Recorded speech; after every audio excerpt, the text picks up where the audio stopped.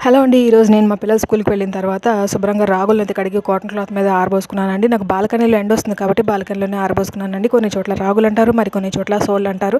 ప్రాంతం ఏదైనా, పేరేదైనా అవి ఇచ్చే పోషకాలు మాత్రం ఒకటేనండి. సో, ఇప్పటి నుంచి మనం పిల్లలకి అలవాటు చేయాలండి. పాతకాలంలో ఇవన్నీ వాడుకున్నారు కాబట్టి ఇప్పుడు ప్రజలు ఎంత గట్టిగా ఉన్నారండి.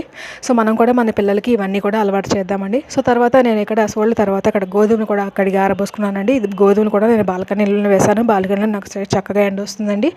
సో, చక్కగా ఎండొస్తుంది కాబట్టి ఇంకా అవి ఆరిపోతాయి. సో, నేను ఈ పిండిని మిల్లాడించుకొని ఈ పిండినే వాడతానండి. చపాతీలు కానీ, పూరీలు కానీ, మరి ఇతర వంటకాలకైనా కానీ. సో, చూడండి గోధుమలు ఎంత చక్కగా ఉన్నాయో మిలమిల మెరుస్తాను. సో, మనము ఇలా ప్యాకేజ్డ్ ఫుడ్ కాకుండా ఇలా ఇంట్లోనే తయారు చేసిన పిండిలు అవన్నీ వాడుకుంటే మనతో పాటు మన పిల్లలకు కూడా మనం ఆరోగ్యాన్ని ఇచ్చిన వాళ్ళు అవుతామండి. సో, ప్యాకేజ్డ్ ఫుడ్స్‌కి, బయట ఫాస్ట్ ఫుడ్స్‌కి మనము ఎంత దూరంగా ఉండి మన ఫ్యామిలీని కూడా ఎంత దూరంగా ఉంచితే అంతే మంచిదండి. నేను చెప్పింది మీకు కరెక్టే అనిపిస్తే తప్పకుండా నా వీడియోస్ని షేర్ చేయండి, లైక్ చేయండి.